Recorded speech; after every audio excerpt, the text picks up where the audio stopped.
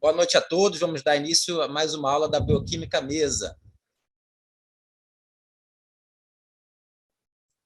Aqui nosso Instagram, nosso canal do YouTube. Podem curtir, compartilhar, tem muita informação lá de qualidade.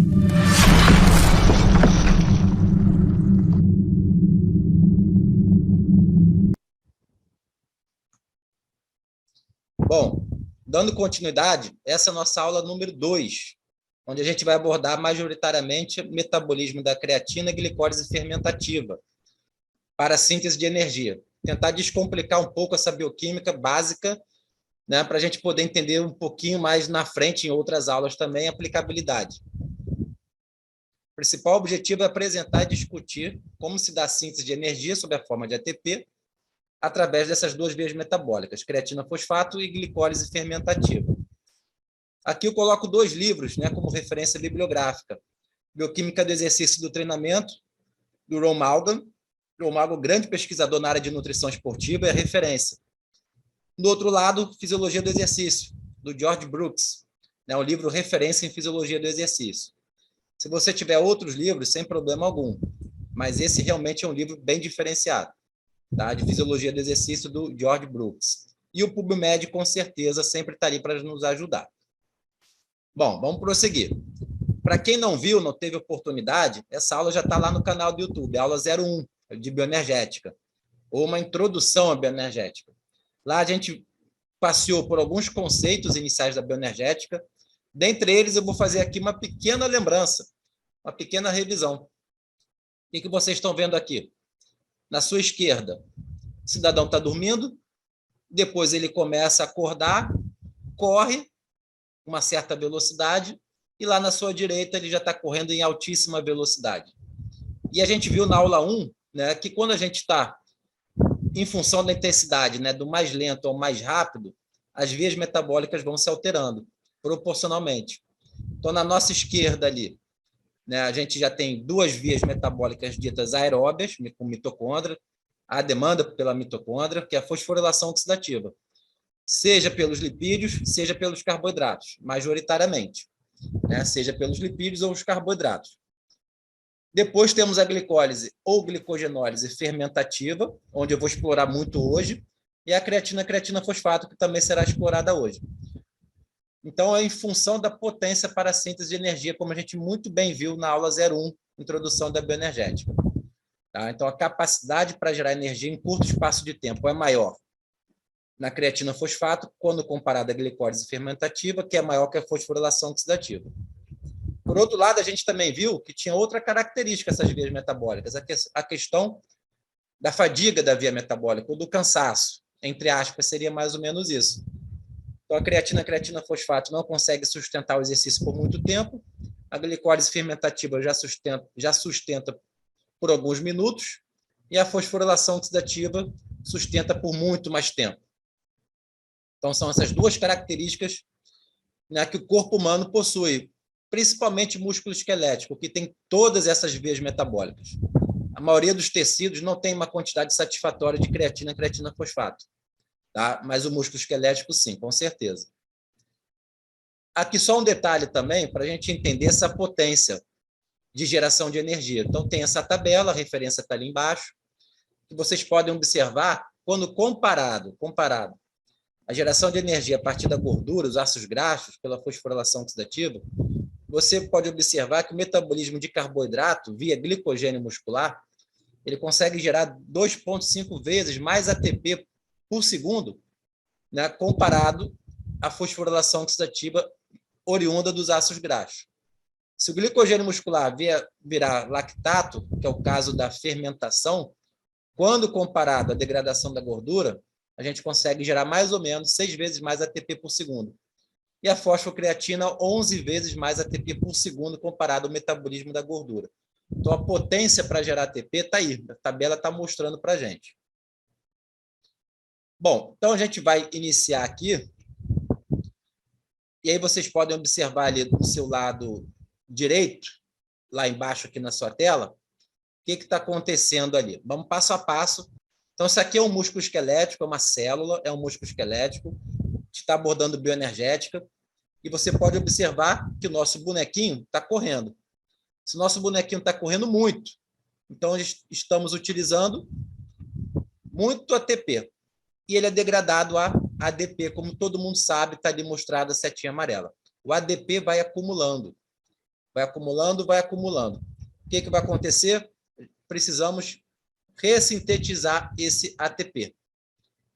Aí que entra o metabolismo da creatina. Se o exercício é muito, muito intenso, é tanto ADP aparecendo na célula que a gente tem que tamponar esse ADP, literalmente tamponar. De qual forma? Fazendo com que esse ADP volte a ser ATP. Qual é a diferença da molécula ADP para ATP? É um fosfato, uma única molécula de fosfato. Então, quem vai ser o doador de fosfato para o ADP, para ele voltar a ser ATP e o exercício continuar se mantendo naquela intensidade? É a creatina fosfato. Então, você tem um estoque de creatina fosfato, que é de 5, 6 vezes maior, mais ou menos, que o estoque de ATP dentro da célula, dentro do músculo. Esse estoque, que é pequeno, mas ele consegue dar conta por alguns segundos para te manter na intensidade bastante elevada durante o seu exercício, o seu tiro, o seu salto, por exemplo. Então, o fosfato da molécula de creatina fosfato é doada para o ADP, como você pode ver pela reação. Creatina fosfato sem o fosfato vira creatina livre, que está representado pelo CR, creatina livre. Creatina livre já não vai mais te ajudar a se manter naquele exercício físico intenso, porque ela não tem mais o fosfato para ajudar. Acabou. Só no repouso que ela volta a ser creatina fosfato. Só que eu não vou abordar repouso aqui. A gente está no exercício intenso. Então, teus estoques de creatina fosfato rapidamente são degradados em creatina livre, em prol, né, de aumentar a concentração de ATP, ou manter a concentração de ATP. Tentar, pelo menos. Ou essa é uma reação que é catalisada pela enzima creatina quinase, ela é ativada pelo ADP. Quando o ADP começa a aumentar na célula, ela percebe que a carga energética da célula está querendo cair, está diminuindo a carga energética. O ATP está querendo cair e o ADP começa a subir. Aí a enzima percebe isso e ela fala, opa, está na hora de trabalhar. Então, vou atuar. Como que ela vai fazer? Então, você já sabe a reação. Pega a creatina fosfato mais ADP, converte em ATP e creatina livre. Quando a carga energética está elevada dentro da célula, ou seja, agora em repouso, né, cheio de ATP normal, ela fica inibida, porque o ATP é um efetor alostérico inibitório para a enzima. Então, apesar do seu músculo esquelético ele não pensar, ele não sabe exatamente a hora que ele tem que usar creatina fosfato, ele responde a estímulo. E um dos estímulos fortes, pensando em bioenergética, é a carga energética celular. Então, níveis de ATP e ADP. Quando o ADP sobe, né, o fluxo bioenergético tem que acelerar. E o primeiro que a gente está mostrando é a creatina fosfato. Primeiro, didaticamente, porque ele só vai aparecer na sua vida em exercício intenso. Então, você assistindo essa aula aqui agora durante 1 hora sentado, ela não vai entrar nunca. Esse metabolismo não vai entrar nunca. Então, didaticamente, ele aparece primeiro, mas só vai entrar na vida real quando a intensidade for elevada. Tranquilo?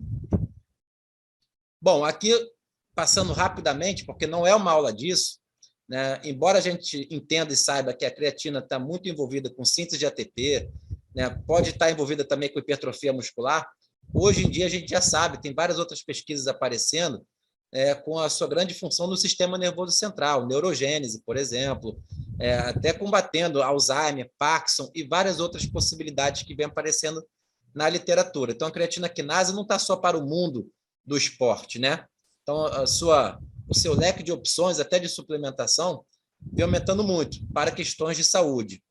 Além do sistema nervoso central, como esse artigo vem mostrando, a questão do trato gastrointestinal. Então, em outras aulas futuras, aqui mesmo no da Bioquímica Mesa, podemos explorar. Com certeza, a professora Daniela vai explorar melhor a questão da creatina no trato gastrointestinal. Então, aguardem aulas futuras. Bom, dando continuidade ao metabolismo energético, o que a gente vê ali abaixo, na sua direita ainda? Quando o ADP começa a se acumular, porque o exercício realmente está muito forte para você, e os estoques de creatina já se depletaram, isso acaba em segundos, o ADP começa a subir, a subir e a subir. É claro que daqui a pouco você vai entrar em fadiga, não vai conseguir manter, vai ter que reduzir o esforço. Pela enzima mioquinase ou miocinase, como vocês podem estar vendo lá, o que essa enzima faz, gente? pega duas moléculas de ADP que estão subindo em concentração, na verdade, tem uma transferência de um fosfato do ADP para outra molécula da ADP. Então, dois ADPs, o que consegue ser feito? Uma molécula de ATP novamente, que é o que interessa, que é manter os níveis de ATP adequados para o exercício físico, e aquela molécula de ADP que doou o seu fosfato para o outro ADP, ela perdendo o fosfato, ela vira AMP. Então, de novo, temos o ATP, que é o trifosfato de adenosina, temos o ADP, que é o difosfato de adenosina, e temos o AMP, que é o monofosfato de adenosina. Qual é a diferença entre essas três moléculas? A quantidade de fosfato. O ATP tem 3, o ADP tem 2 e o AMP tem uma só. Então, o que a reação da mioquinase faz mesmo? Pega duas moléculas de ADP, cada uma com seus 2 fosfatos, e uma das moléculas vai ser doadora de fosfato para outra molécula da ADP. Então, essa outra molécula da ADP, com o fosfato doado agora, vira ATP novamente. É isso que interessa. Manter os estoques de ATP adequados para o exercício. E aquela molécula de ADP que doou o seu ADP vira AMP, é o monofosfato de adenosina. Então, gente, quando o AMP começa a subir muito dentro da célula, realmente está dizendo que tem um estresse energético na célula, um estresse energético. Essa própria molécula de AMP, que agora você parado em repouso, sentado, ela está nula dentro do seu miócito, tende a zero, mas se você faz exercício intenso, ela vai aumentar. Dentre outras coisas que o AMP pode fazer, essa molécula, ela pode ativar uma enzima, que é a MPK. Então, quem é a MPK? A MPK é uma enzima que todo mundo tem. Quando em repouso, em estado tranquilo, ela está dormindo. A MPK fica dormindo. Não tem o que fazer. Porque quem ativa a MPK não é exclusivo, mas a principal molécula é o AMP. E o AMP, você em repouso, não existe. Então, a MPK fica ali inibida, dormindo com a gente em repouso. No exercício intenso, a MPK está ativa e ela faz um monte de coisa. Eu só estou destacando aqui nesse primeiro momento que ela está envolvida de forma crônica com a biogênese de mitocôndria. Biogênese de mitocôndria. Então, um exercício muito intenso, com características, inclusive, anaeróbia, que é o metabolismo da creatina, né? Anaeróbio, não tem participação de oxigênio, pode estar envolvido médio e longo prazo com a biogênese de mitocôndria, inclusive aí, quem sabe, melhorando seu condicionamento aeróbio. Então, um exercício anaeróbio, melhorando seu condicionamento aeróbio. Então, fica a dica aí. Bom, dando continuidade, né, vamos falar agora um pouquinho do metabolismo da glicose. Então, o que a gente está vendo lá em cima? A membrana plasmática do músculo esquelético, ou sarcolema. No seu lado esquerdo tem a contração muscular, lá em cima.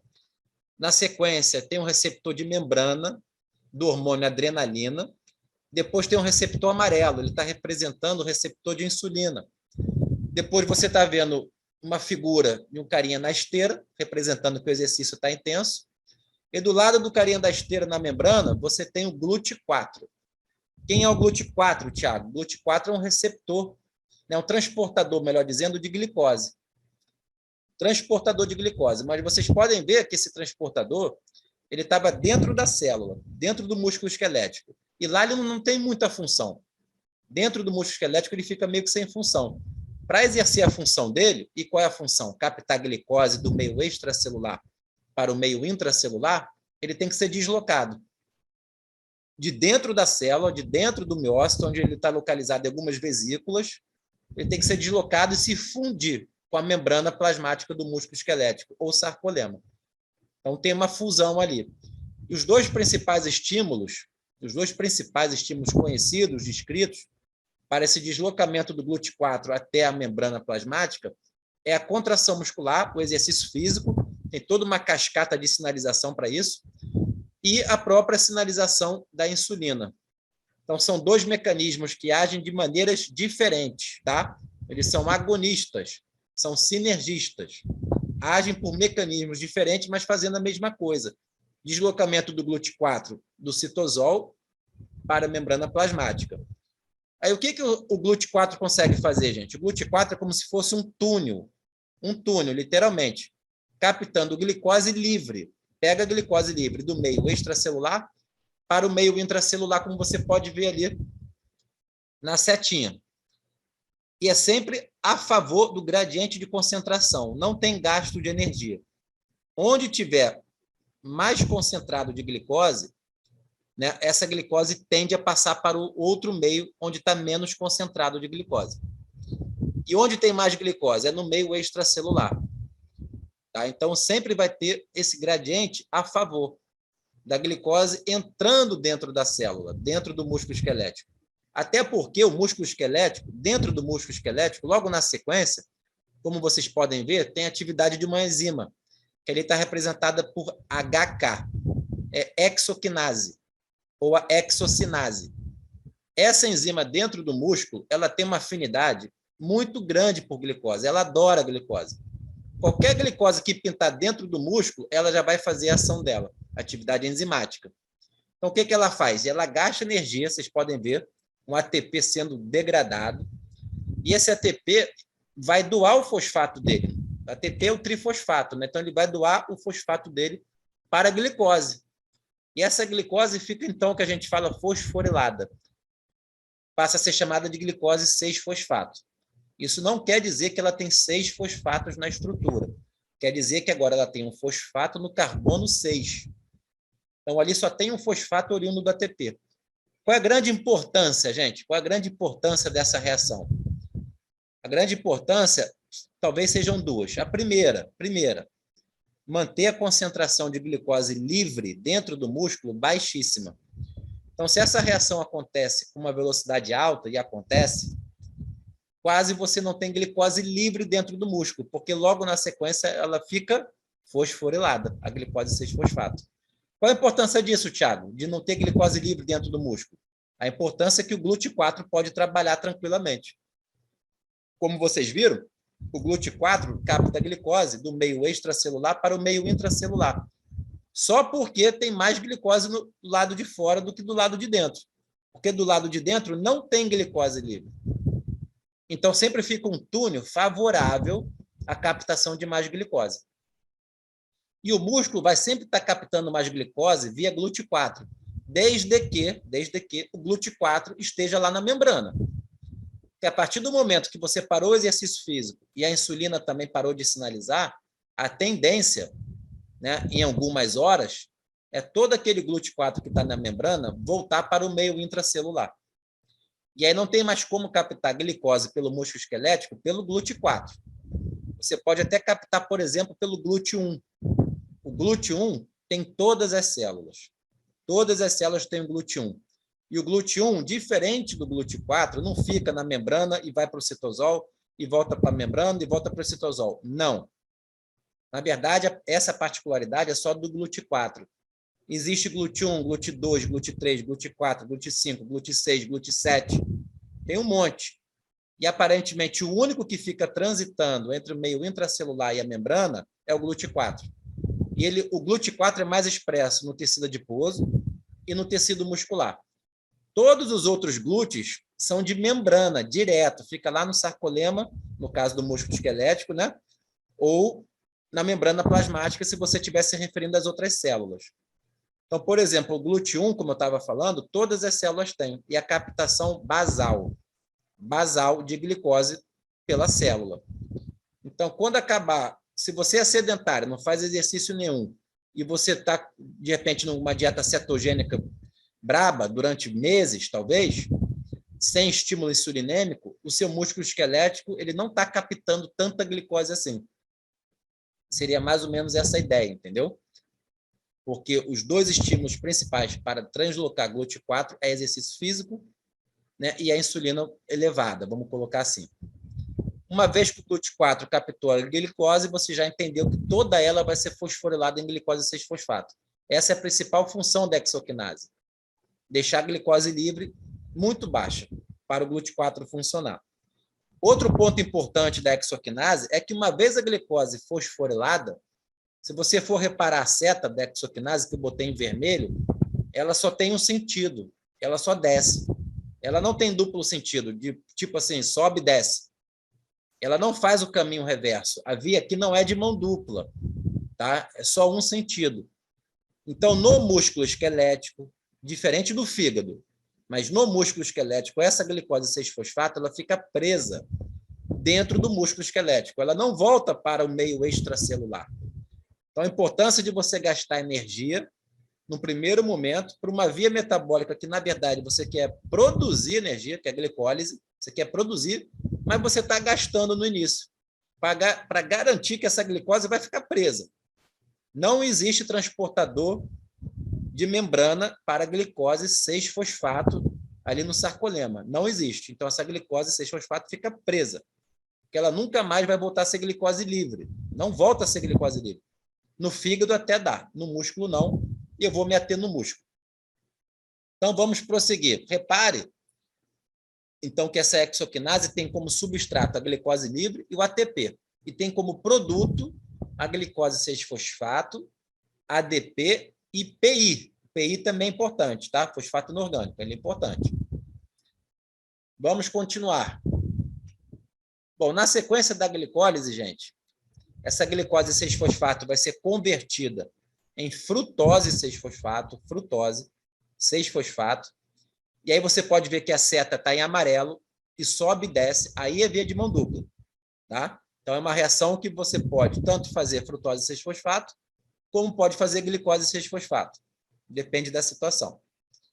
Mas o que eu quero chamar a atenção é essa terceira reação da glicólise. A enzima é PFK, está em verde, PFK. Tanto a hexoquinase quanto a PFK são irreversíveis, irreversíveis. É sentido único nas condições fisiológicas lá do músculo esquelético, irreversível. São pontos de controle, tá? Então, a PFK é uma enzima que vai ter como substrato a frutose 6-fosfato e outra molécula de ATP. Já é a segunda molécula de ATP que a gente está gastando em uma via metabólica que eu quero é produzir energia, mas estou gastando. Está até uma fase aí de gasto. Daqui a pouco a gente produz, mas é uma fase de investimento, tá? Vamos colocar assim. Então, a gente hidrolisa mais uma molécula de ATP, convertendo ela em ADP e PI. E como outro produto da PFK, a gente tem a frutose 1,6-bifosfato. Olha o nome, gente. 1,6-bifosfato. Bifosfato. Ela tem 2 fosfatos na estrutura. Um no carbono 1 e o outro no carbono 6. Bifosfato. E esse outro fosfato veio da onde? Da molécula de ATP. Esses fosfatos que estão sendo incorporados nessas moléculas serão importantes para depois a gente ter a produção de ATP. Tá? Então, tem a fase aí do investimento, daqui a pouco a gente produz ATP. Então, na sequência agora, gente, a glicose ela tem 6 carbonos na estrutura. A glicose 6-fosfato também, ela é uma hexose. A frutose 1,6-bifosfato também tem 6 carbonos na estrutura, uma frutose, tem 6 carbonos. A próxima reação, que é reversível, olha lá o amarelo, a seta sobe e desce, é reversível, mas vai degradar ou vai quebrar, né, essa frutose 1,6-bifosfato em 2 moléculas menores. 2 moléculas menores, cada molécula com 3 carbonos. Cada molécula com 3 carbonos. DHP, dihidroxetona fosfato. Dihidroxetona fosfato. Não precisa decorar nome, não precisa saber. Mas estou apresentando pela primeira vez aqui a glicólise para vocês. Então, pelo menos uma vez na vida, como eu havia dito, né, é importante você entender esse fluxo glicolítico, do início ao fim. Então, a frutose 1,6-bifosfato é clivada em 2 moléculas de 3 carbonos, são trioses. Existe uma enzima que faz isso, é a aldolase. Então, a aldolase tem como substrato a frutose 1,6-bifosfato e como produto a dihidroxetona fosfato e aquele G3P. G3P é o gliceraldeído 3-fosfato. Gliceraldeído 3-fosfato. Para seguir o fluxo glicolítico, gente, o DHP não me interessa. O DHP não segue fluxo glicolítico. Por exemplo, ele pode formar glicerol, para depois formar triacilglicerol, a gordura. Glicose virando gordura, lipogênese de novo. Uma via metabólica que eu não vou explorar aqui. Mas se você converter a glicose em gordura, parte daquele DHP vai ser desviado para isso, para formar o glicerol fosfato, que vai ser parte da estrutura do triacilglicerol. Mas falando em glicólise, só interessa o G3P. E aí você observa ali que tem uma seta em amarelo também, que interconverte o DHP em G3P. Então, o que acontece na prática? Se a gente estiver falando de glicólise, uma molécula de glicose gera uma molécula de glicose 6-fosfato, que gera uma molécula de frutose 6-fosfato, que gera uma molécula de frutose 1,6-bifosfato. Olha o detalhe agora, que vai gerar duas moléculas de gliceraldeído 3-fosfato, G3P. Então, o fluxo glicolítico vai gerar duas moléculas de gliceraldeído 3-fosfato para cada molécula de glicose. Por isso que eu botei ali duas vezes. São duas moléculas de gliceraldeído 3-fosfato para cada molécula de glicose que entra no fluxo glicolítico. Beleza? Dando sequência, olha o que acontece. O gliceraldeído 3-fosfato do fluxo glicolítico, tá? Ele vai produzir uma molécula de NAD, NADH. NAD é uma coenzima, né? A gente até precisa de niacina, lá do complexo B, vitamina, tá? Vitamina do complexo B para o fluxo glicolítico funcionar. NAD, tá? Então, precisa do complexo B, correto? Niacina. Então, nessa reação específica, a gente produz uma molécula de NADH. Daqui a pouco a gente vai ver qual a importância dela. E você pode observar também que está entrando um fosfato inorgânico ali, ó, o PI. Na verdade, ele não é um fosfato inorgânico, tá? Esse PI, ele não está no meio, ele não está no citosol boiando. Ele está dentro da enzima. Eu não vou entrar nesse detalhe. A enzima que faz essa atividade enzimática, literalmente, né? Que é a gliceraldeído 3-fosfato desidrogenase, ela tem um fosfato na estrutura dela, da enzima. E ela doa esse fosfato para essa molécula de gliceraldeído 3-fosfato, convertendo ele na molécula 1,3-bifosfoglicerato. Então, o gliceraldeído 3-fosfato, ele só tinha um fosfato na estrutura, um só. Gliceraldeído 3-fosfato. Um fosfato na estrutura no carbono 3. Agora está sendo incorporado um fosfato novo, que a enzima está doando. E aí você fica agora com uma molécula, que é uma triose, tem 3 carbonos, com 2 fosfatos na estrutura. Um do fosfato fica no carbono 1 e outro fosfato fica no carbono 3. Então, ele é o 1,3-bi, são 2 fosfoglicerato. Essa é uma sacada muito importante da glicólise, gente. É uma sacada muito importante. Por quê? Porque está sendo incorporado um fosfato na estrutura da molécula, e essa molécula agora com 2 fosfatos, você pode imaginar que esse 1,3-bifosfoglicerato, com 2 fosfatos na estrutura, ele vai ser capaz de doar esses fosfatos daqui a pouco para gerar 2 moléculas de ATP. Então, você vai conseguir gerar molécula de ATP de energia, muito importante para a nossa célula, a partir de um fosfato que foi doado pela enzima, não foi de um fosfato inorgânico que estava no meio. A gente já vai ver como isso vai acontecer. Na sequência, desse 1,3-bifosfoglicerato, vai dar origem à síntese, a primeira molécula de ATP do fluxo glicolítico. Então, a gente vai ter uma reação enzimática que vai pegar o ADP que está no meio, por exemplo, o ADP que foi produzido nas reações acima, como eu estou botando ali na seta amarela em tracejado, o ADP produzido nas reações acima, ou em qualquer outra reação enzimática dentro da célula, tanto faz, isso aqui é só um esquema, né? Mas o ADP aparecendo, ele pode ser convertido em ATP, naquela reação da glicólise. Então, o que faz essa reação? Vai pegar um fosfato do 1,3-bifosfoglicerato, vai pegar um fosfato e vai doar para o ADP, que vira ATP.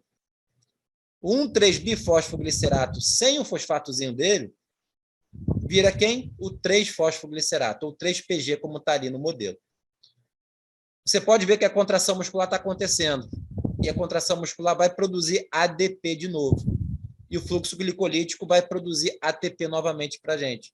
Ou a creatina fosfato, ou a fosforilação oxidativa. São as vias metabólicas produtoras de ATP. Eu estou mostrando duas aqui. Fosforilação oxidativa é a outra aula, a aula 3. O 3-fosfoglicerato é convertido em 2-fosfoglicerato e o 2-fosfoglicerato é convertido em fosfenolpiruvato. Você observa que o fosfato ainda está na estrutura da molécula. fosfoenolpiruvato. Fósforo, tem fosfato ainda, que vai ser doado agora, nessa reação enzimática. Fosfenolpiruvato doa o seu fosfato para o ADP, que é convertido em ATP novamente. E aí o fosfenolpiruvato sem o fosfato é convertido em piruvato. Observe que essa é uma reação que está em vermelho. É sentido único, não tem volta, não é via de mão dupla. Então, você já conheceu aqui as 3 reações enzimáticas irreversíveis da glicólise nas condições fisiológicas do seu músculo esquelético. Hexoquinase, fosfofrutoquinase, piruvatoquinase, tá? É a piruvatoquinase, a última reação ali. Tudo bem? São 3 reações irreversíveis. Dando sequência, existe a produção do famoso lactato. Lactato é produzido no citosol. Toda a glicólise é no citosol. Não passa pela mitocôndria, né? Toda a glicólise é no citosol. Então, a gente tem ali agora a produção do lactato. Existe uma enzima que faz isso, que é a LDH. LDH, ou lactato desidrogenase. Existem várias isoformas dela. Vamos pensar simples. LDH, lactato desidrogenase. Qual é o substrato da lactato desidrogenase, dessa enzima? O substrato, nesse nosso modelo aqui, é o piruvato, como vocês podem ver, e o NADH.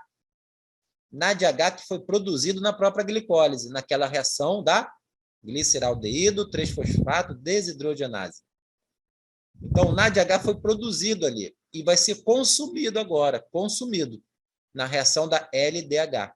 Então, o que a LDH faz? Pega o hidrogênio do NADH, aquele hidrogêniozinho lá, pega aquele hidrogênio e coloca no piruvato, literalmente. Pega o hidrogênio e insere na molécula do piruvato. Esse piruvato mais esse hidrogênio não pode mais ser chamado de piruvato, ele vira uma outra molécula.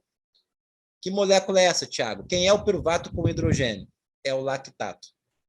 Então, essa é a reação enzimática da lactato desidrogenase.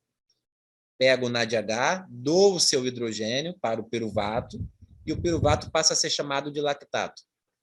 O NADH sem hidrogênio volta a ser quem? O NAD+, sem hidrogênio. Qual é a importância, Tiago, da síntese do lactato durante o exercício muito intenso? A importância é você ter um sistema para regenerar, gente. Regenerar quem? O NAD+. O NAD+, ele é fundamental para a glicólise funcionar. Por que o NAD+ é fundamental para a glicólise funcionar? De novo, porque a enzima gliceraldeído 3-fosfato desidrogenase tem como substrato, a enzima para funcionar, ela precisa do NAD+. Olha ali na reação, está aí no seu PowerPoint. Gliceraldeído 3-fosfato desidrogenase tem como substrato, um dos substratos dela, né? O NAD+. Se o NAD+ acabar, porque ele foi todo convertido em NADH, imagina ele sendo convertido em NADH, então ele some do mapa. Se todo ele for convertido em NADH, ele some do mapa. E se ele sumir do mapa, a enzima gliceraldeído 3-fosfato desidrogenase para de funcionar. Por motivos óbvios, acabou o substrato dela. E se essa enzima para, todo o fluxo glicolítico para. Então, isso vai ficar inviável para você, para se manter no exercício intenso. Então, criou-se uma alternativa. Caramba, para eu poder regenerar esse NADH, eu tenho que consumir esse próton. Como que eu vou consumir? Doando para o piruvato. E o piruvato, então, vira lactato. E, no processo, você resolve o seu problema, regenerando o NAD+, a partir do NADH. Tiago, esse piruvato pode seguir outras rotas metabólicas? Pode. Nessa aula não vai. Nessa aula ele vai virar lactato. Mas ele pode ir para a mitocôndria, por exemplo. Ele pode virar acetil-CoA. Ele pode ser transaminado e virar uma alanina. Isso tudo é possível. O lactato que foi produzido no citosol, ele pode sair do músculo e ir para a corrente sanguínea. Você pode até dosar no sangue o lactato. E vai observar que no exercício intenso ele tende a aumentar. Justamente porque no exercício intenso o fluxo glicolítico está acelerado. Bem acelerado para manter os níveis de ATP adequados. Repara que a creatina fosfato, gente, foi a primeira via que eu mostrei, ela só é uma reação enzimática da creatina quinase. só tem uma reação enzimática, por isso ela consegue gerar ATP muito rápido. É uma reação só. A glicólise também é rápida pra caramba, mas se você for contar, são 10 enzimas. 10 enzimas sequenciais no citosol. É muito rápido também, mas a creatina quinase consegue ser mais rápida. Uma reação já resolve o seu problema. O problema dela, que você já sabe também, é que ela acaba rápido, ela fadiga rápido. Tá? Então, deu para entender até aqui? A glicólise é essa. São 10 reações, então, sequenciais no citosol, com uma fase inicial de investimento, onde você consome 2 moléculas de ATP, e aqui depois, na sequência, na segunda metade do fluxo glicolítico, existe a produção de 2 moléculas de ATP para cada gliceraldeído 3-fosfato formando. Como você já sabe, são 2 moléculas de gliceraldeído 3-fosfato formado para cada molécula de glicose. Então, no total, por molécula de glicose, são formadas 4 moléculas de ATP. 4. Como foi consumida 2 inicialmente, a gente fala que o saldo líquido da glicólise são 2 moléculas de ATP. Então, está ali escrito. Glicólise fermentativa, que é da glicose ao lactato. Ela é anaeróbia lática. Já havia da creatina quinase, é anaeróbia alática, porque não produz lactato. A glicólise, novamente, para cada 1 mol de glicose é convertido 2 mols de lactato. Lactato tem 3 carbonos também. Tá? Então, para cada glicose, uma hexose, você forma 2 moléculas de lactato. Produção líquida de ATP, são 2 por molécula de glicose. Você já entendeu a conta. Produz 4, mas consome 2 inicialmente. E são 10 reações enzimáticas. Alguma dúvida da glicólise até aqui, gente? Comenta aí comigo. Eu queria saber, nessa reação que está em amarelo, nessas setas, né, de reversão, se tem a enzima atuando, ou ela não tem enzima em atuação. Não, tem enzima sim. Se não Ah, tiver tá, tá. enzima, nada funciona. Tem enzima. Tá? São 10 reações enzimáticas. Todas elas com nome, está tudo bonitinho descrito. Tem enzima sim. O que eu estou colocando aqui agora, gente? A degradação do glicogênio. Degradação da glicose. Glicólise. Degradação do glicogênio. Glicogenólise. Qual é a diferença de uma para outra? Só aquele iniciozinho ali que eu estou colocando, lá no seu lado esquerdo acima. Então, ali você está vendo uma molécula de glicogênio muscular, poderia ser o hepático também, tá? A estrutura é a mesma. E aí você está vendo uma enzima que eu chamei de GF, está em verde, GF. É glicogênio fosforilase. Olha o nome dela, glicogênio fosforilase. O que ela deve fazer? Fosforilase. Ela fosforila. Ela coloca um grupamento fosfato na molécula que está ali nascendo, vamos colocar assim. O glicogênio só tem glicose na estrutura. Tem uma proteína também, enfim, que é a glicogenina, está no core, no centro da molécula. Mas em termos de carboidrato, ele é um homopolissacarídeo. Homopolissacarídeo. É só glicose na estrutura. Então, quando você degrada o glicogênio, a estrutura do glicogênio, que é altamente ramificada, você já produz quem ele? Olha ali no PowerPoint. Glicose 1-fosfato. É o fosfato no carbono 1 da glicose. E de onde que surge esse fosfato? A enzima vai fazer isso para você. Ela vai fosforilar. Mas não vai gastar energia para isso não, tá? O fosfato não vai vir do ATP. Não gasta energia. Então, você tem ali uma fosforólise, liberando glicose 1-fosfato. E essa glicose 1-fosfato é convertida em glicose 6-fosfato. É uma outra reação enzimática que tira o fosfato do carbono 1 e bota no carbono 6. Gente, chegou no glicose 6-fosfato, é tudo igual, é repeteco. Repeteco, fica exatamente a mesma coisa. Se aqui fosse um fígado, você teria a opção dessa glicose 6-fosfato através de uma outra enzima, que não é a hexoquinase, uma outra enzima tirar o fosfato da glicose 6-fosfato. Tirar o fosfato da glicose 6-fosfato. Então, a glicose 6-fosfato sem fosfato ela vira o quê? Vira glicose livre. Glicose livre. Então, lá no fígado, é possível eu converter a glicose 6-fosfato em glicose livre. E essa glicose livre, no fígado, cair na corrente sanguínea. Olha a glicogenólise hepática, mantendo a sua glicemia estável durante alguns momentos metabólicos específicos, né? Já o músculo esquelético, não. O músculo é egoísta. O glicogênio que está dentro do músculo é só para ele, para gerar energia, para gerar ATP. O glicogênio que está no fígado, esse sim pode manter sua glicemia, porque o fígado tem uma enzima chamada glicose 6-fosfatase, para quem quiser anotar, por curiosidade. É um nome bem sugestivo. Glicose 6-fosfatase. O que ela faz? Tira o fosfato do carbono 6 da glicose. Glicose 6-fosfatase. Tira o fosfato do carbono 6 da glicose, convertendo ela em glicose livre. E lá no fígado existe um GLUT2, não é o GLUT4.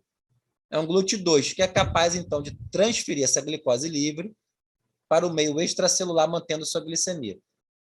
Mas, voltando para o músculo esquelético, que a gente está no exercício intenso, essa glicose 6-fosfato, oriundo da glicogenólise, vai descer todo o fluxo glicolítico igualzinho como eu falei. Tá? Igualzinho como eu falei.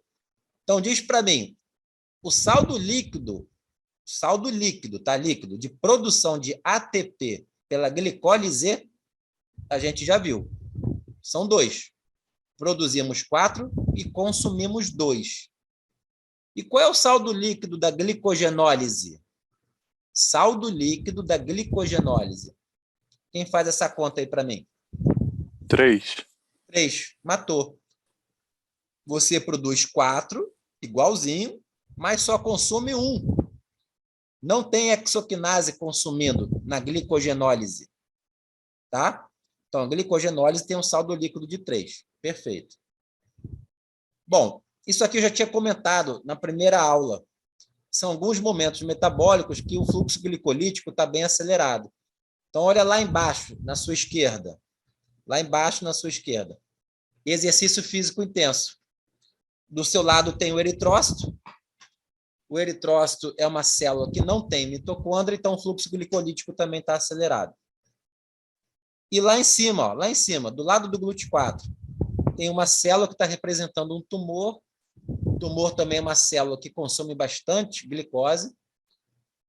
E embaixo desse tumor tem um macarrão representando uma refeição rica em carboidrato.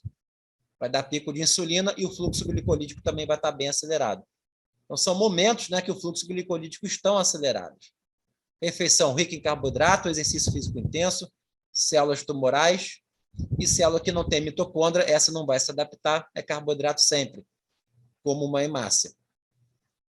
Tranquilo? Não é difícil, né? Vamos descomplicar isso.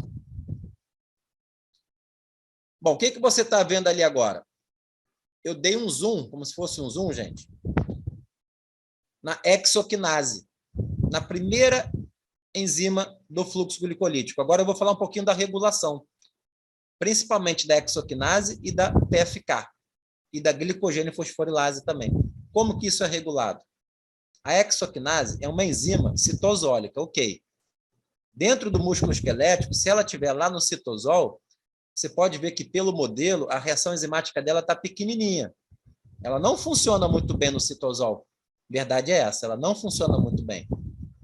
Para ela funcionar bem, ela tem que ser deslocada. Ela vai lá para a mitocôndria, tá vendo?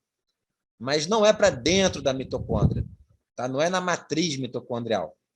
Ela fica ali na membrana mitocondrial externa, tá? E se gruda ali, vamos dizer assim, ela fica ali grudada. E a atividade enzimática dela, de fato, é para as moléculas, no caso a glicose e o ATP, que estão no citosol. Isso é verdade. Tanto a glicose quanto a ATP, que são os substratos dela, estão no citosol. Então, ela vai lá para a mitocôndria, se desloca para a mitocôndria e fica na membrana mitocondrial externa, que olha para o citosol. E lá a atividade dela está bem elevada. Quais são os estímulos mesmos que deslocam a hexoquinase para lá? Principalmente aí estímulos relacionados à contração muscular e à insulina, estímulo insulinêmico.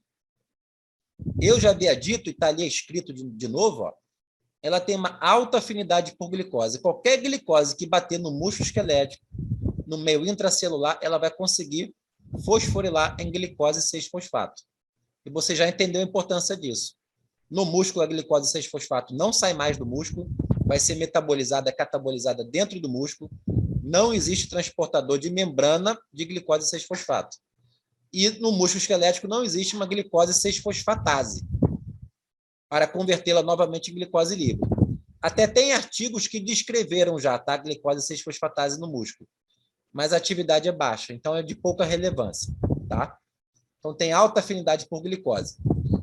Bom, ela é inibida pelo produto dela, tá? Se a glicose 6-fosfato começar a acumular, glicose 6-fosfato, que é o produto da reação, que é o produto da enzima, da hexoquinase, se ela começar a acumular dentro da célula, ela própria, a hexoquinase, para de funcionar, começa a ficar inibida. Gente, se a glicose 6-fosfato começa a acumular, é porque está dizendo que a velocidade da esteira, que estava 15 por hora, foi para 12, foi para 10, foi para 8. Você está diminuindo a demanda do fluxo glicolítico. Aí o fluxo glicolítico começa a parar, a travar, porque o exercício já está ficando mais leve. Então, todo o fluxo glicolítico começa a diminuir. Se começa a diminuir, os intermediários do fluxo glicolítico começam a aumentar em concentração. E a glicose 6-fosfato vai começar a aumentar também, inibindo a hexoquinase, dizendo, olha, não precisa mais funcionar, dá uma diminuída. Só a fosforilação oxidativa agora dá conta. Não precisa fermentar, formar muito lactato. Seria mais ou menos essa a ideia. Então, estou mostrando aqui a hexoquinase, que no músculo esquelético é hexoquinase número 2. Hexoquinase 2. Eu vou fazer um paralelo rapidinho para voltar para o músculo, mas eu vou falar do fígado. Porque no fígado não tem hexoquinase 2. Tem hexoquinase 4. 4 é uma outra isoforma chamada também de glicoquinase. Glicoquinase, hexoquinase 4 ou glicoquinase. Isso é no fígado. Vou tentar passar o slide aqui, ó. O fígado, diferentemente do músculo esquelético, ele não tem um GLUT4. O GLUT4 eu falei para vocês, tem no músculo e no tecido adiposo. E o GLUT4 fica no citosol para membrana, citosol para membrana, dependendo da contração muscular e da resposta insulinêmica. Então, se eu não tenho contração muscular e o carboidrato está baixo, a insulina está baixa, o meu músculo não pega tanta glicose assim. E o GLUT2, como que funciona? Já fica direto na membrana. Mas o GLUT2, ele não gosta muito de glicose. Ele tem uma baixa afinidade por glicose. Então, o GLUT2, gente, só vai enxergar a glicose para captar para dentro da célula quando tiver uma oferta muito grande de glicose. Que momento é esse? Após uma refeição com carboidrato. Vê se faz sentido. Quando você come carboidrato, digeriu e absorveu pelo seu enterócito, esse carboidrato ele vai para a veia porta. A veia porta liga o seu trato gastrointestinal e o primeiro tecido que tem acesso a esse conteúdo da veia porta é o seu fígado. Nem chegou na circulação sistêmica ainda. A glicemia nem aumentou. Não está na circulação sistêmica.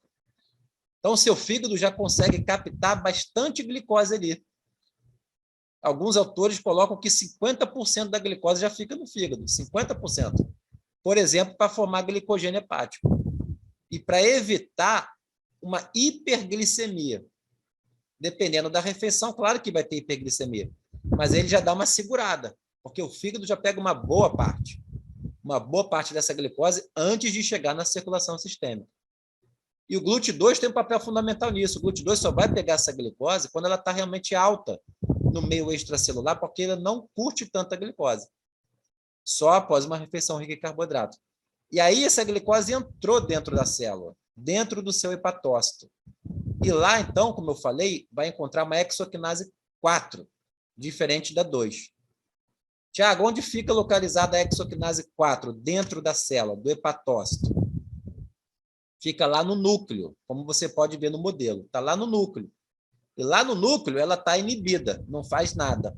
A hexoquinase 4 não faz nada, fica inibida. Mas quando chega a glicose dentro do seu fígado, após uma refeição rica em carboidrato, a própria glicose consegue deslocar deslocar a hexoquinase 4 do núcleo para o citosol. E lá no citosol, a hexoquinase 4 vai funcionar. E vai fazer o quê? A mesma reação enzimática, exatamente igual à hexoquinase 2. É igualzinho.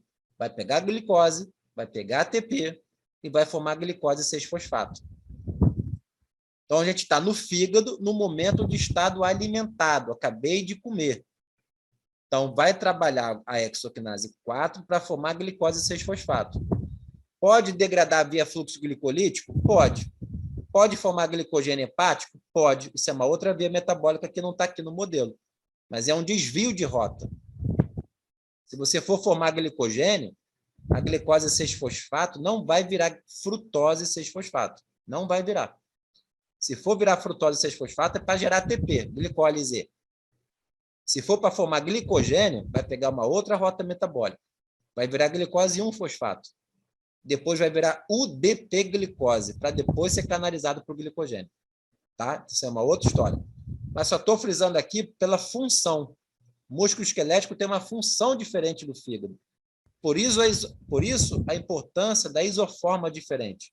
Tanto do glúteo 2 e 4, como da hexoquinase 2 e 4. São funções diferentes. Agora estou mostrando a regulação. Olha lá em cima na sua esquerda. Lá em cima na sua esquerda. A regulação... Professor. Oi. Rapidinho. E no eritrócito? O que tem o eritrócito? Porque a hexoquinase 2 está no músculo, né? Aí você falou que ela tem uma maior afinidade quando ela está na membrana externa da mitocôndria. O eritrócito não tem mitocôndria. Ela fica no citosol ou é uma outra forma, isoforma de hexoquinase? Olha, do eritrócito eu não vou lembrar aqui de cabeça, tá? O eritrócito ele tem glúteo 1, né, para captar a glicose, mas eu não sei qual é a isoforma da hexoquinase. A 2, com certeza não. Tá? A 2 é do músculo esquelético e depende ali da mitocôndria. O eritrócito não tendo mitocôndria, tá. não é hexoquinase 2, não. Tranquilo? Então, olha ali agora na sua esquerda acima. O que eu estou mostrando agora ali? A regulação da glicogênio fosforilase. Não é para decorar. Vê se faz sentido. Eu estou fazendo exercício intenso. Eu preciso degradar glicogênio para gerar ATP para caramba para mim. Eu tenho que degradar aquilo, só que meu músculo não pensa. Ele não sabe se está na hora para degradar glicogênio para formar glicogênio. Ele não faz ideia. Mas o músculo responde a estímulo. Quais estímulos são esses, Thiago? Tanto o estímulo que está dentro da célula, molécula dentro da célula, como estímulo de fora. Estímulo de fora, principalmente contração muscular e hormônio. Então, lá na sua esquerda acima, você está vendo a contração muscular, que através de uma série de mecanismos aumenta a concentração de cálcio dentro do músculo. Aumenta a concentração de cálcio dentro do músculo. A contração muscular faz isso. E o cálcio consegue ativar glicogênio fosforilase quinase. Vamos simplificar. Não vou ficar inventando moda aqui, não. Vamos simplificar. Esse cálcio, em última análise, não é bem assim que acontece, mas em última análise, ele vai conseguir ativar a glicogênio fosforilase. De forma similar, análoga, a adrenalina, que está ativando o seu receptor de membrana, o receptor beta-adrenérgico. A adrenalina, ao se ligar no seu receptor de membrana, receptor beta-adrenérgico, através de uma série de situações, ela consegue ativar aquela proteína quinase A, que também, de uma forma bem simplista aqui, ela está ativando a glicogênio fosforilase. Então, são dois mecanismos, gente, independentes, que somam força. Contração muscular e adrenalina, degradando o quê? Glicogênio muscular. Se, por exemplo, eu te der um susto, ou você está sendo assaltado, né, com alguma arma apontada para você, você vai ficar nervoso, a adrenalina vai estar lá em cima. A adrenalina vai estar lá em cima. Eu posso esperar que o glicogênio muscular foi parcialmente depletado. Mas você não fez exercício. Você tinha uma arma apontada para você, mas você ficou parado, não teve exercício. Não teve muita contração muscular, não teve muita ativação de unidade motora. A taxa da glicogenólise não vai ser tão grande assim. Porque para a glicogênio fosforilase atuar na sua plenitude, precisa dos dois estímulos, adrenérgico e da contração muscular. Então, só um susto, uma situação de estresse sem exercício, não vai rolar muita glicogenólise. Mesma coisa quando você toma beta-bloqueador. É um fármaco, né? Beta-bloqueador, bloqueia receptor beta. Bloqueia, por exemplo, a ação da adrenalina. Né? Hipertenso pode estar usando para diminuir a contração ou a demanda, né? Consumo de oxigênio pelo músculo cardíaco, por exemplo. Então, também dá uma limitada ali. Então, aí foi, ó, contração muscular e adrenalina, tem tudo a ver. E a insulina? Estou botando ali que ela está inibindo o processo, tudo a ver também. Quando a insulina está alta, está dizendo que eu estou alimentado. Estou bem alimentado e provavelmente não estou fazendo exercício. Nesse estado, a grande ideia é você formar glicogênio, síntese de glicogênio. Glicogênese não é glicogenólise. Então, a cascata de sinalização da insulina é no sentido de inibir a glicogenólise. Não é para decorar, faz sentido. Tá? Quem quiser saber o detalhe do detalhe, tem vídeos para isso. Né? Depois eu posso indicar, eu mesmo já gravei outros vídeos com detalhe do detalhe do detalhe. Como tudo isso aqui é regulado. Tá? Então, tem livro, tem vídeo, depois eu posso indicar sem problema algum. E dá uma olhadinha ali também na regulação da glicogênio fosforilase, não por hormônio nem contração muscular, mas está embaixo ali, ó, AMP e fosfato inorgânico. Percebeu a importância da AMP e fosfato inorgânico? A AMP está subindo no momento que a carga energética da célula está baixa. Carga energética da célula está baixa. A AMP está começando a subir. Caramba, eu tenho que produzir ATP. Diz para a célula que está no momento de aumentar a glicogenólise. Como que eu digo para a célula que ela tem que aumentar a glicogenólise? Adrenalina alta, contração muscular alta. Mas a AMP alto também. O AMP também vai ativar a glicogênio fosforilase. E o fosfato inorgânico está vindo da onde? Que é um grande ativador da glicogênio fosforilase também. Está vindo da hidrólise do ATP. Olha ali o fluxo glicolítico. Os dois consumos de ATP. ATP é convertido em ADP mais fosfato inorgânico. Então, quando esse fosfato inorgânico começa a aparecer muito dentro do citosol, está dizendo que você está produzindo, melhor dizendo, você está degradando muito ATP. E a taxa de conversão do ADP em ATP novamente não está satisfatória. Porque para você formar ATP, gente, você precisa, de novo, do ADP mais o fosfato inorgânico, que se juntam novamente, formando ATP. Se o fosfato inorgânico está começando a aparecer muito, é porque esse ciclo não está fechando. Eu estou degradando mais ATP do que estou conseguindo produzir. Aí o fosfato inorgânico aparece e sinalizando para a célula para acelerar o fluxo. Tanto o glicolítico quanto da glicogenólise. Acelera. Essa é a ideia. Então, a célula não pensa, mas responde a esses estímulos. Vamos ver agora a regulação da PFK, que para a grande maioria dos autores é o principal ponto de controle. Principal ponto de controle do fluxo glicolítico, PFK. E o controle dela é muito mais complexo que isso. Meu mestrado e doutorado é na PFK. Então, eu estudei literalmente, 10 anos da minha vida. 10 anos da minha vida essa enzima, PFK. Tá? Então, assim, é muito mais complexo do que está aqui, mas vamos facilitar. PFK tem como substrato a frutose 6-fosfato e o ATP, e como produto a frutose 1,6-bifosfato e o ADP. Isso a gente já tinha visto. Como que eu regulo a atividade dela? Bom, se eu estou fazendo exercício físico intenso, ela tem que estar aumentada, acelerada. Um dos grandes efetores alostéricos positivos da enzima, ou seja, que acelera a enzima, é aquela molécula que você está vendo ali, olha lá, frutose 2,6-bifosfato. Frutose 2,6-bifosfato. Essa molécula não faz parte do fluxo glicolítico. Não faz parte do fluxo glicolítico. Ela é um desvio. É um desvio da frutose 6-fosfato. Então, existe uma enzima que é chamada de PFK2. A PFK original seria PFK1. Essa é PFK2. O que ela faz?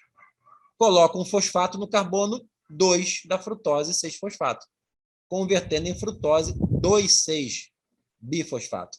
E essa molécula frutose 2,6-bifosfato ativa e muito a PFK. Ativa e muito a PFK. Então, se eu conseguir ativar a PFK2, produzindo frutose 2,6-bifosfato, a glicólise e provavelmente a glicogenólise vai acelerar, vão acelerar.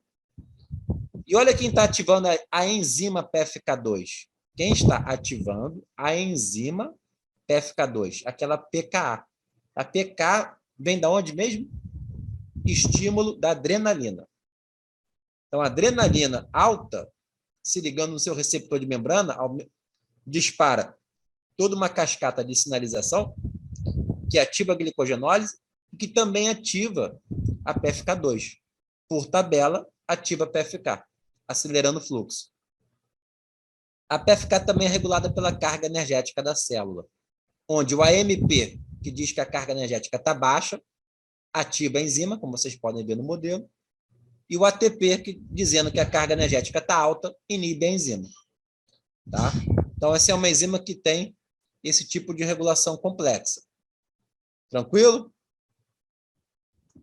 Tiago, pode só repetir essa parte da adrenalina alta que você falou? Qual que é a sequência?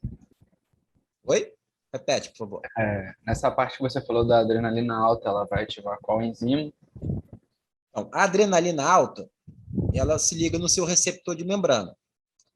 O receptor de membrana, por sua vez, existe ali dentro dele uma coisa que chama proteína G.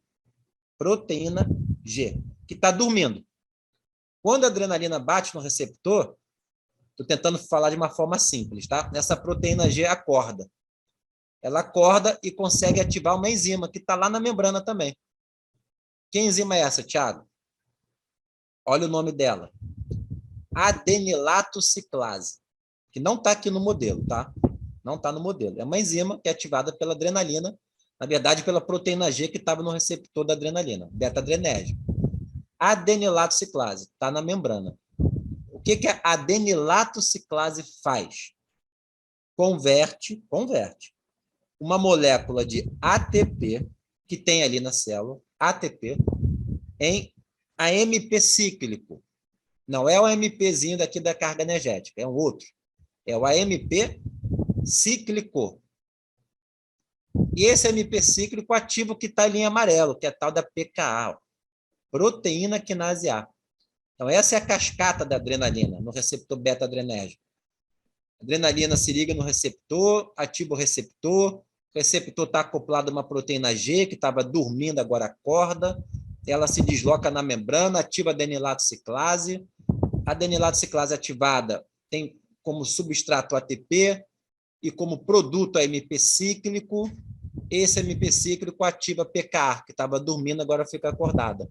E a PK acordada faz um monte de coisa, um monte. E aqui eu estou mostrando ela degradando o glicogênio e também estou mostrando ela ativando a PFK2. Correto? Essa é a sequência. Foi? Foi, mano? Foi. Obrigado. Uhum. Tá. E agora a terceira regulação ali embaixo da via glicolítica, para mim é menos importante. Eu já passei até os slides, acho que vocês nem repararam. Vou mostrar aqui para vocês. Essa seta aqui que sai da frutose 1,6-bifosfato, uma seta vermelha, ativando aquela última enzima irreversível que também seria regulatória. Eu nem considero tanto, tá? A PFK e a hexoquinase são as principais. Mas o que quer dizer com isso? Olha, se a PFK está funcionando, se ela está ativada, se ela está andando, produzindo frutose 1,6-bifosfato, qual é a ideia aqui? A frutose 1,6-bifosfato já está dizendo lá no final do fluxo glicolítico, ó, pode andar, tá? Porque aqui em cima, que é o principal ponto de controle, está funcionando. Então, vocês aí de baixo podem andar, pode botar para funcionar, porque vai chegar substrato. Seria mais ou menos essa ideia. Então, o ponto principal de gargalo, que seria a PFK, está produzindo frutose 1,6-bifosfato, que aumentou em concentração, e está dizendo lá no final do fluxo glicolítico, olha, você pode acelerar para piruvato quinase, né? Pode acelerar porque vai chegar substrato para você. Tá? Todas as outras reações, gente, as outras reações, basicamente, se ela vai seguir uma direção ou outra, um sentido ou outro, se ela vai subir ou vai descer esse elevador da glicólise ou da gliconeogênese, que seria a formação de glicose nova, depende basicamente de concentração. Onde tem mais de determinado substrato ou produto? Porque a enzima pode tanto descer a glicólise, seria descer o elevador, ou pode subir o elevador, produzindo glicose nova, que seria a gliconeogênese. Na gliconeogênese, que é uma outra aula, só vai ter esses 3 pontos. Quais pontos, novamente? Hexoquinase, PFK e a piruvato-quinase. Esses pontos não tem como subir, porque são irreversíveis. Aí você vai ter que criar estratégia dentro da célula, né, para poder ultrapassar esses pontos. São outras enzimas que vão ter que entrar no jogo. Outras enzimas vão entrar no jogo para formar glicose nova pela gliconeogênese, a partir do lactato, aminoácido, glicerol, basicamente, tá?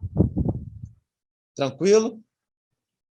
Então, já falei da glicólise, já falei da creatina, creatina fosfato, já falei dos principais pontos de controle e como que é regulado.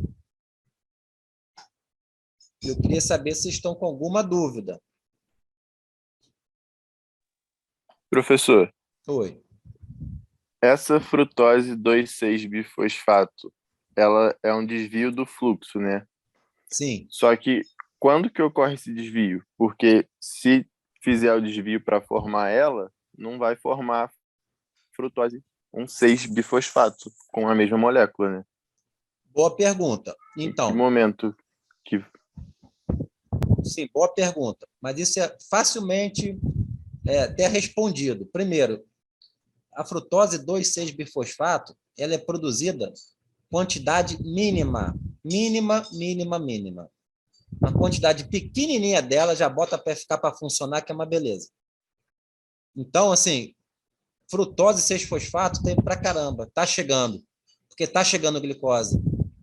Porque o glicogênio está sendo degradado, o fluxo não para. Então, o desvio é pequeno, tá? O desvio é bem pequeno. Não vai roubar essa frutose 6-fosfato toda. É claro que se você for analisar uma única molécula, pô, Thiago, aquela frutose 6-fosfato foi desviada para a frutose 2,6. Vai faltar para a PFK fazer frutose 1,6-bifosfato. O raciocínio está correto. Para aquela única molécula. Só que tem 1 zilhão de moléculas chegando, entendeu? 1 zilhão. Então, isso aí não vai ser problema, não. Tranquilo? Ah, entendi. A quantidade que precisa para ativar a PFK1, no caso, é muito baixa. Então, Muito baixo. quando faz a análise geral, é meio que insignificante o desvio. Total insignificante. Beleza. Tranquilo. Uma coisa que eu esqueci de perguntar para vocês, lá em cima do GLUT4, lá em cima do GLUT4, fora da célula, tem a glicose chegando, óbvio, né? A glicose está ali no interstício, fluxo sanguíneo, ela está chegando. Qual é a origem dessa glicose, gente? Essa glicose que o seu músculo esquelético pode captar, por exemplo. Está vindo da onde? Qual é a origem dela? Possibilidades aí. Da refeição, Refeição. possivelmente. Carboidrato. Da refeição. Beleza. Só da refeição? Eu estou em jejum há 3 dias. Não, ela vem de outras vias, né? De outros tecidos. O fígado, né? O O fígado produz glicose, manda para a circulação e o músculo capta também. É isso aí. Então, o fígado produz glicose pela degradação do glicogênio. Isso tem um nome, isso é glicogenólise. Glicogenólise hepática. Glicogenólise hepática. Tá? Eu não vou entrar em detalhe aqui, mas o fígado realmente tem suas particularidades. Tá? Tem suas particularidades. Então, ele consegue subir essa via muito mais facilmente, que é a gliconeogênese. Acho que ele tem uma facilidade grande de subir essa via metabólica, gliconeogênese. Então, quando o glicogênio hepático acabar, uma outra opção é fazer glicose nova. A primeira linha de defesa, vamos colocar assim, didaticamente, né? Primeira linha de defesa para manter sua glicemia. Comer, refeição, que tenha carboidrato. Segunda linha de defesa, degradar o glicogênio hepático, glicogenólise hepática. Vai manter sua glicemia. Se ele acabar, Nem precisa acabar, né? Porque não é liga e desliga, né? Proporção. À medida que ele está acabando, cada vez mais o seu fígado vai fazer gliconeogênese. Gliconeogênese, formar glicose nova para manter sua glicemia. E tem outras adaptações também, se o jejum vai ficando prolongado, faz corpos cetônicos, que diminui a demanda de glicose pelo corpo. Sua taxa metabólica basal pode diminuir um pouquinho, também vai diminuir a demanda de energia, né, como um todo, mas isso é pouco, na verdade. Tá? Então, o seu corpo vai tentando se adaptar à privação de comida, privação de alimentos, privação de carboidrato. Tranquilo? E esse glicogênio muscular, ele acaba em quanto tempo? Se eu estiver fazendo exercício vigoroso, intenso, cíclico, uma esteira, uma bicicleta, e está pesado para mim. Quanto tempo ele acaba partindo do pressuposto que ele estava lotado, cheio? Entrei na academia, meu glicogênio está cheio. Vou fazer uma esteira, está pesado para mim. Em torno de 1 hora, eu acho. Mais ou menos 1 hora. Mais ou menos isso, 1 hora, 1h30, 1h15. Mais ou menos. Mais ou menos isso. Glicogênio muscular. E o hepático também vai embora. Agora, por exemplo, você vai dormir, vai ficar 8 horas dormindo, sem consumir nada de carboidrato.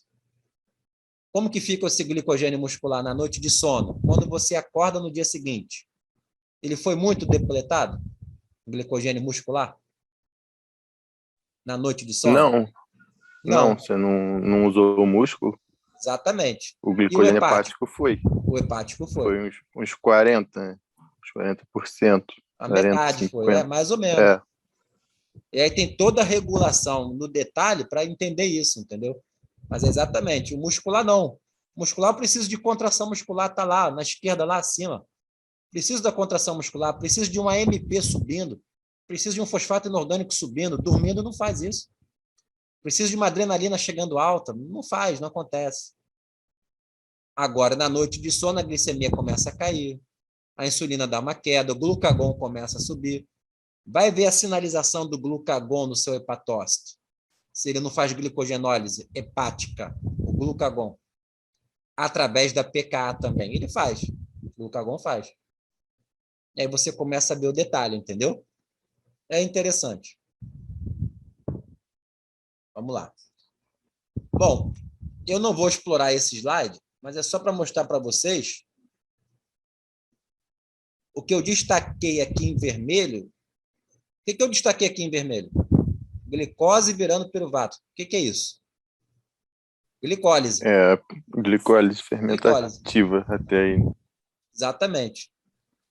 Olha o título. Glicose além da glicólise. Esse aqui é um slide eu que fiz, eu que montei. Você vê que a glicose pode pegar outros caminhos metabólicos. Depende da situação, depende do tecido.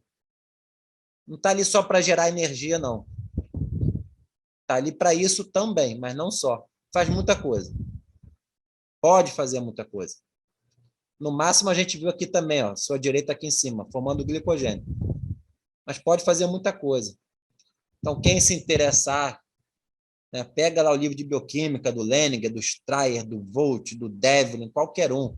Bioquímica ilustrada, qualquer um.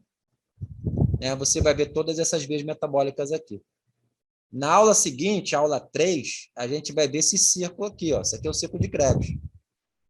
Além do ciclo de Krebs, a gente vai ter que ver toda a cadeia de transporte de elétron.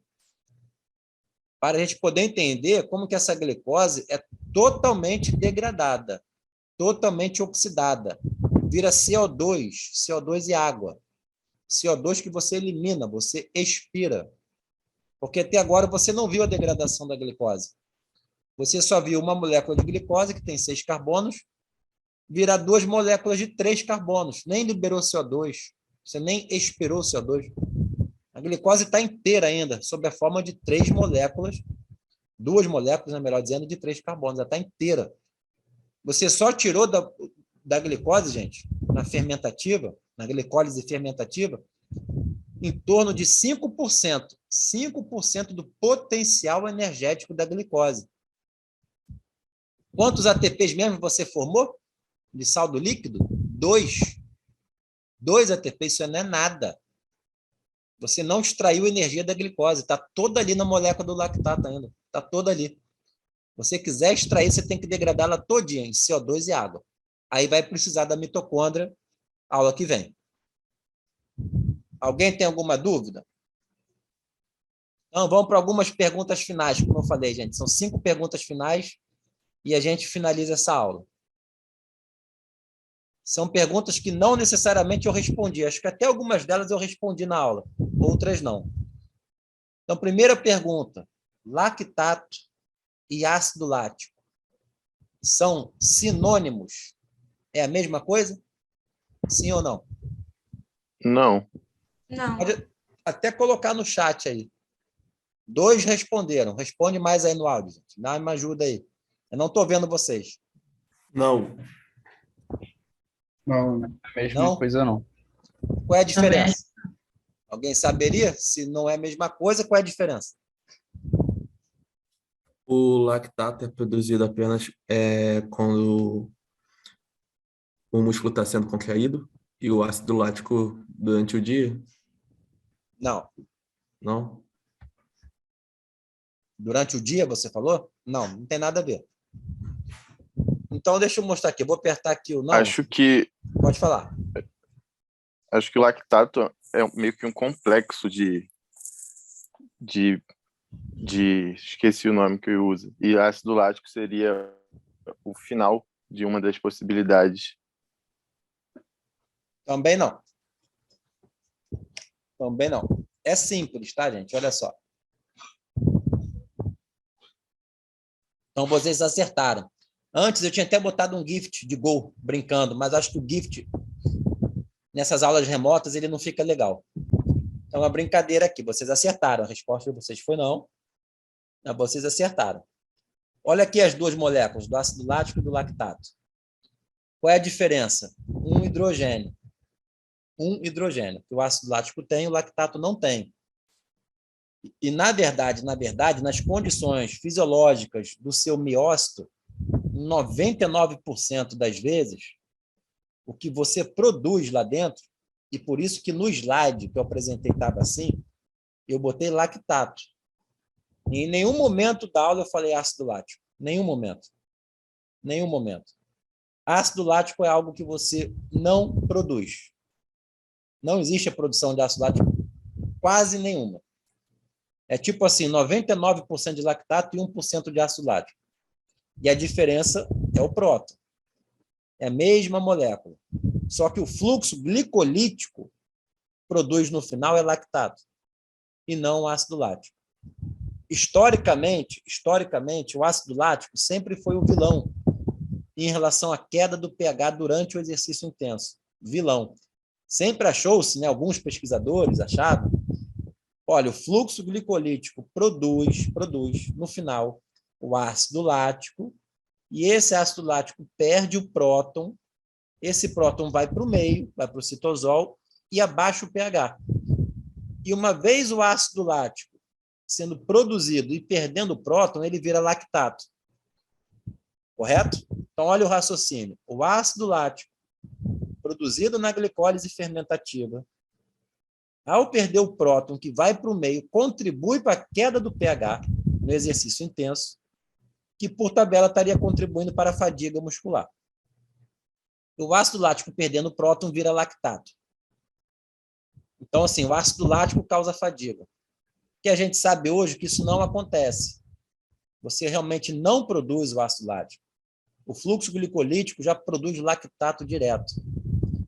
Isso não quer dizer que o exercício intenso não curse com a queda do pH. Cursa sim. E a queda do pH pode também estar envolvida na fadiga muscular. Isso também é verdade. Fadiga muscular é multifatorial, são vários eventos. E a queda do pH pode ser mais um deles. O próprio fosfato inorgânico aumentando em concentração é mais um deles. A própria amônia aumentando em concentração é outro. Temperatura elevada, outro. Eletrólito, disfunção de eletrólito, desequilíbrio de eletrólito, outro. São vários. Mas o que a gente sabe hoje é que do fluxo glicolítico ele já produz direto lactato. Não há produção de ácido lático. Aí a explicação é um pouco mais robusta, entendeu? bioquimicamente um pouco mais robusta, que não é o caso agora. Mas o fluxo glicolítico produz lactato. Se você for lembrar, de uns 20 minutos atrás, quando eu mostrei como se dá a produção de lactato, eu vou relembrar aqui para você. Existe uma enzima, que é a LDH, ou lactato desidrogenase, que é capaz de pegar piruvato mais NADH, e aí o detalhezinho, NADH mais próton do meio. Isso eu não tinha falado, estou falando pela primeira vez. Síntese do lactato acontece a partir de piruvato mais NADH mais próton do meio. E aí você forma o lactato a partir do piruvato. Por que eu estou chamando a atenção disso, gente? Porque a síntese do lactato consome próton do meio. De novo, a síntese do lactato consome próton do meio. É piruvato mais NADH mais próton, dando lactato. Se a síntese do lactato consome próton do meio, a síntese do lactato não pode estar envolvida com a queda do pH. É outro raciocínio totalmente diferente, que é o mais aceito hoje. Se você for ver o lactato, quando sai do músculo esquelético para chegar no fluxo sanguíneo, que isso acontece, existe um transportador que faz isso, que está no sarcolema do músculo, é o MCT, transportador de monocarboxilato. E o lactato é um monocarboxilato, só tem uma carboxila. Você pode ver aí na estrutura. E o que acontece com esse MCT? Que tem vários também, tá? Tem MCT 1, 2, 3, 4, tem vários. Mas, enfim, o lactato, quando sai do músculo esquelético para o fluxo sanguíneo através do MCT, ele sai carregando outro próton do meio. Porque esse MCT aceita lactato mais próton. Então, pela segunda vez consecutiva, o lactato dificultando a queda do pH no meio intracelular. Diferente do discurso inicial, que o lactato era oriundo do ácido lático. E o ácido lático, quando forma o lactato, induz a queda do pH. É outro raciocínio totalmente diferente, entendeu? Então, o lactato realmente dificulta a instalação da queda do pH. Não tem nada a ver com a fadiga. Vamos para outra pergunta, então? Vocês acertaram a primeira. Glicólise gera mais energia do que a glicogenólise? Sim ou não? Não. Não. Glicólise gera quanto de energia? Acho que não. Glicólise gera quanto de energia líquida? Quanto ATP líquido? 2. 2. E a glicogenólise?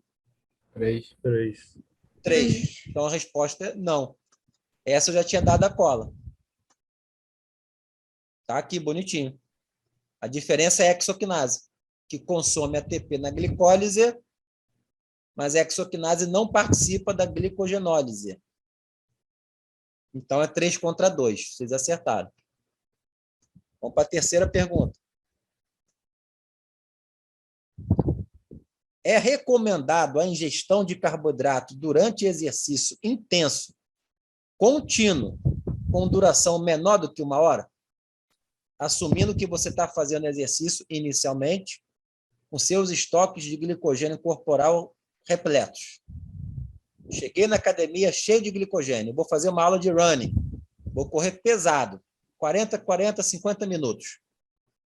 Existe uma recomendação clara para manter a performance da ingestão de carboidrato intra-treino nessas condições? Não. Não. A recomendação é quando passa de 1 hora. 1 hora em diante já tem. Abaixo disso, não. Por isso que eu frisei o exercício ali contínuo. Se for o HIIT, tiro, descansa. Abaixo de 1 hora já dá para usar. Tá? E nada impede de alguém consumir carboidrato 40, 50 minutos de running, nada impede. Mas pensando em realmente melhora da performance, aparentemente, não vai fazer diferença. A resposta é não. O que vocês bem falaram. Tá? Então, a recomendação é quando o glicogênio começa a ficar depletado, que é a partir de 1 hora, mais ou menos. Então, certa resposta. Não. Vamos para a quarta pergunta. Beleza. Vitaminas do complexo B são cofatores enzimáticos de enzimas envolvidas no metabolismo energético? Vitaminas do complexo B são Sim. cofatores? Acho que sim também. Sim. Gabarito.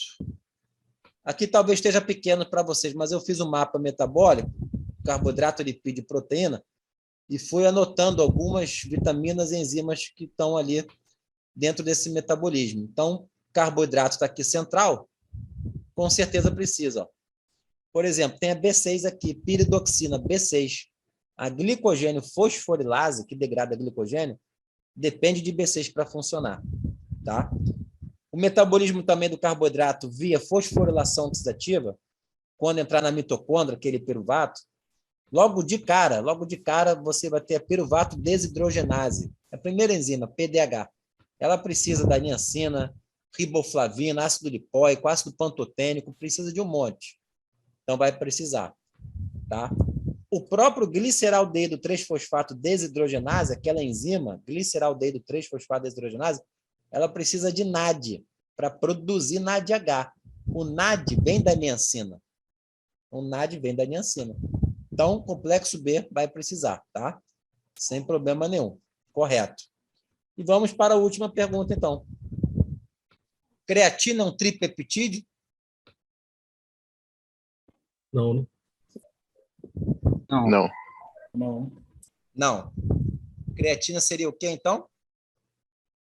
Então, vamos dar uma olhadinha. Ó. Vocês acertaram. Se tivesse errado, era bola na trave, tá? Bola na trave. Mas, inclusive, a resposta está aqui. Olha a creatina aqui. Deixa eu voltar, calma aí. Ver se a foto ali está melhor.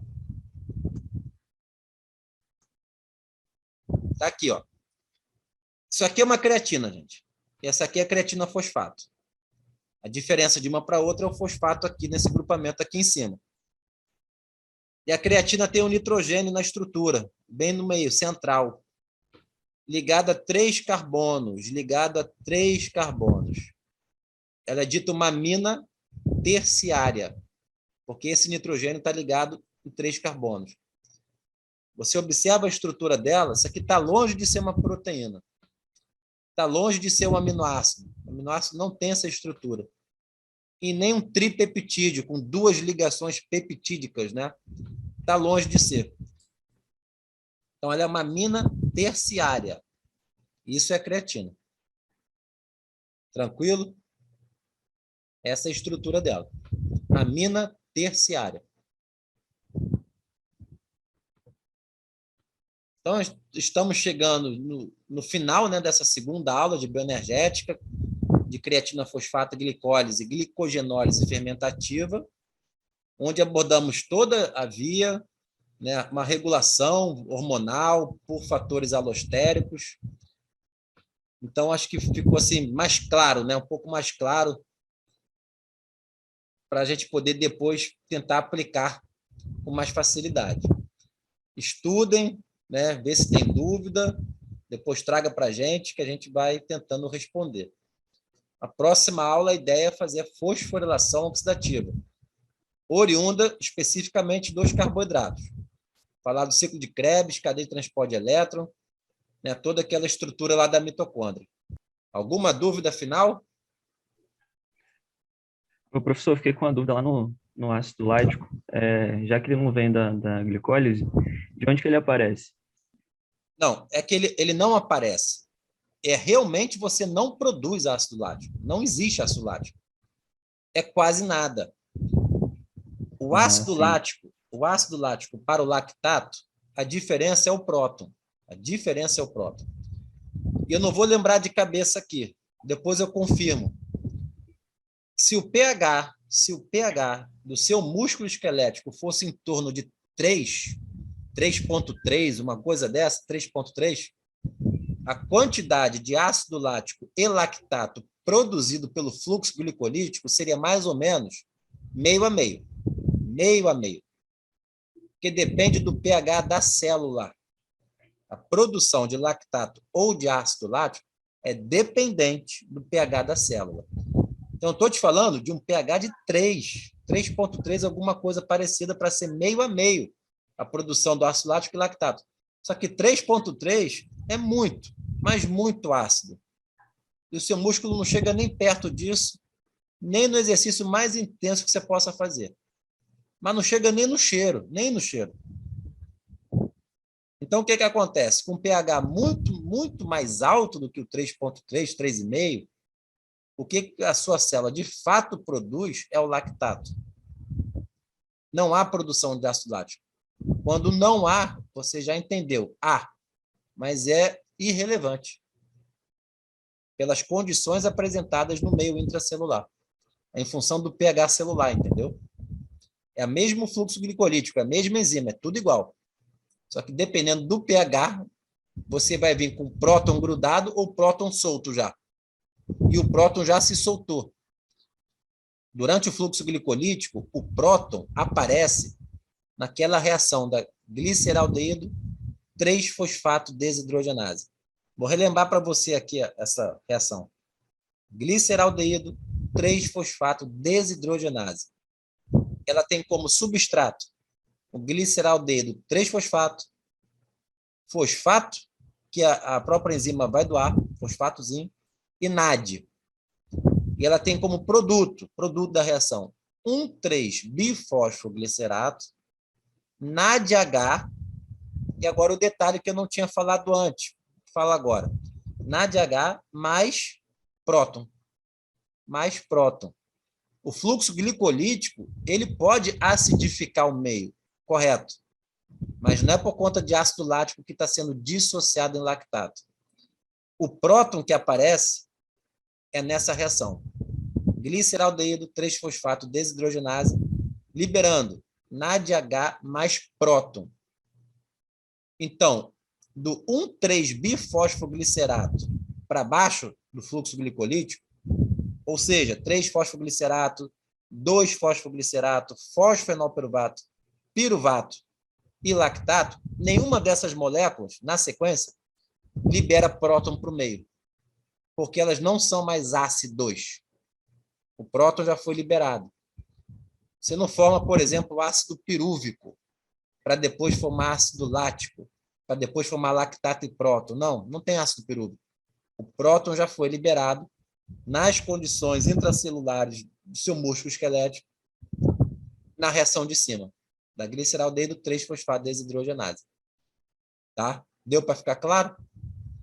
Sim, perfeito. Em algum outro ponto acima desse glicerol deído, libera próton também ou só nesse ponto? Não, só a própria hidrólise do ATP. A própria hidrólise do ATP, pela hexoquinase na PFK, libera. Você imagina, por exemplo, que durante a contração muscular, a bomba sódio, potássio, ATPase, trabalha para burro. Trabalha muito. Bomba, sódio, ATPase. ATPase, degrada ATP, para manter o gradiente eletrolítico. É uma outra fonte de próton muito importante, que tem a ver com a queda do pH. A própria contração muscular, miosina, actina, vocês vão lembrar? Existe uma enzima que chama miosina ATPase. Miosina ATPase, que é fundamental para a contração muscular. ATPase, degrada ATP, liberando próton para o meio. Então, o que você acredita hoje que a principal fonte de próton que contribui para a queda do pH no exercício intenso é a hidrólise do ATP. Seria a hidrólise do ATP. Tem artigos de revisão no tema, entendeu? Hidrólise do ATP. Principal fonte de próton para a queda do pH. Beleza? Está longe de ser o ácido lático, entendeu? Bom, gente, então é isso. Estou finalizando aqui a segunda aula da Bioquímica Mesa, né, com um tema maior de bioenergética. Quem não teve oportunidade de ver a primeira aula, passa lá e vê. Já está lá na playlist. Tá? Foi uma introdução bioenergética. Agora a gente já tem essa segunda aula. que discursa sobre creatina, fosfato e glicogenólise fermentativa. Tá? Então, curta, mostre para os amigos, para quem você acha que possa se interessar pelo tema, né? Porque aqui vai ter vários outros temas bem interessantes para todo mundo poder assistir, comentar, discutir e todo mundo aqui evoluir. Então, estou finalizando essa segunda aula. Boa noite a todos, muito obrigado e até a próxima aí.